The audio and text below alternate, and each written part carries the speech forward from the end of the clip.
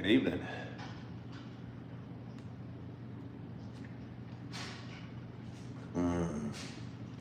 So good. My name's Ken Tracy, and I started a little journey about 6-7 weeks ago of reading the Bible, taking it one bite at a time. I read 2 chapters a night. I have shared my reading here on YouTube. Keeps me focused, keeps me determined, keeps me feeling like keeping going. Because sometimes, it'd be easy. Some nights I come home late from work, it'd be easy to hop in the bath or just crash in bed and not read the Bible. But I feel I've made a commitment to you and to myself to read it and to take it one bite at a time or 2 chapters at a time. And I want to thank anybody who's joining me and has been following along in my journey, whether it's Coffee with Ken or my readings, because I appreciate you, and I probably would have lost focus and maybe given up by now. But tonight I'm opening a new book. Good evening, Travis. I'm opening a new book in the Bible. Kind of scared of this one. Just finished the 2nd book of the Bible, Exodus, last night, and tonight we are starting Leviticus. The day after I started reading, I went to church and I talked to a Bible mentor, whatever that is, and she said start with the New Testament, because when you get to Leviticus, it's going to become real tedious reading with all the instructions as far as the dietary restraints and what the Hebrews of ancient times could and could not eat. And I struggled getting through Exodus, the last 15 or so chapters or 20 chapters, I thought were quite tedious reading. So I'm a little frightened about what lays ahead.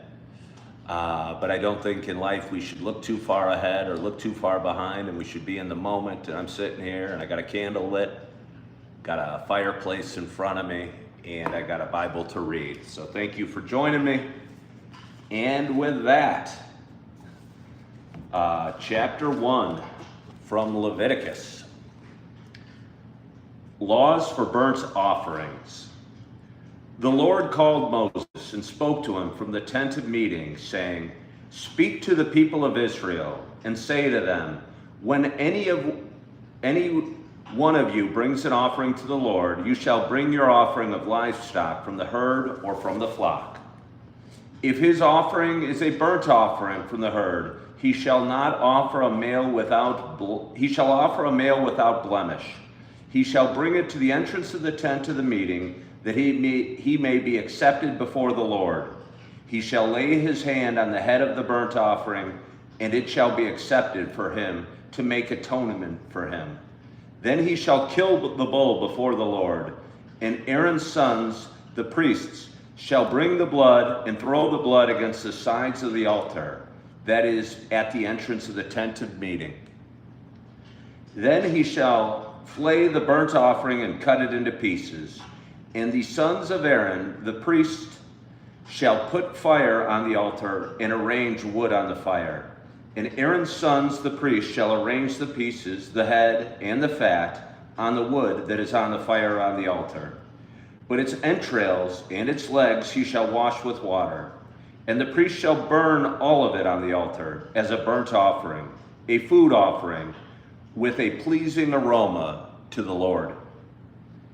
If his gift for a burnt offering is from the flock, from the sheep or goats, he shall bring a male without blemish, and he shall kill it on the north side of the altar before the Lord. And Aaron's sons, the priest, shall throw its blood against the sides of the altars. And he shall cut it into pieces with its head and its fat, and the priest shall arrange them on the wood that is on the fire on the altar. But the entrails and the legs he shall wash with water, and the priest shall offer it, all of it, and burn it on the altar. It is a burnt offering, a food offering with a pleasing aroma to the Lord. If his offering to the Lord is a burnt offering of birds, then he shall bring his offering of turtle doves or pigeons, and the priest shall put it to the altar and wring of its head and burn it on the altar. Its blood shall be drained out on the side of the altar. He shall remove its crop with its contents and cast it beside the altar on the east side in the place for ashes. He shall tear it open by its wings and shall not sever it completely. And the priest shall burn it on the altar, on the wood that is on the fire. It is a burnt offering, a food offering, with a pleasing aroma to the Lord. Chapter 2, Laws for Grain Offerings. When anyone brings a grain offering as an offering to the Lord, his offering shall be of fine flour. He shall pour oil on it and put frankincense on it, and bring it to Aaron's sons, the priests. And he shall take from it a handful of the fine flour and oil with all its frankincense. And the priest shall burn this as its memorial portion on the altar, a food offering with a pleasing aroma to the Lord. But the rest of the grain offering shall be for Aaron and his sons. It is a mostly holy part of the Lord's food offerings. When you bring a grain offering baked into the oven as an offering, it shall be unleavened loaves of fine flour mixed with oil, or unleavened wafers smeared with oil. And if your offering is a grain offering baked on a griddle, it shall be of fine flour, unleavened, mixed with oil. You shall break it in pieces and pour oil on it. It is a grain offering. And if your offering is a grain offering cooked in a pan, it shall be made of fine flour with oil. And you shall bring the grain offering that is made of these things to the Lord, and when it is presented to the priest, he shall bring it to the altar. And the priest shall take from the grain offering its memorial portion, and burn this on the altar, a food offering with a pleasing aroma to the Lord. But the rest of the grain offering shall be for Aaron and his sons. It is a mostly holy part of the Lord's food offerings. No grain offering that you bring to the Lord shall be made with leaven, for you shall burn no leaven nor any honey as a food offering to the Lord. As an offering of first fruits you may bring them to the Lord, but they shall not be offered on the altar for a pleasing aroma. You shall season all your grain offerings with salt.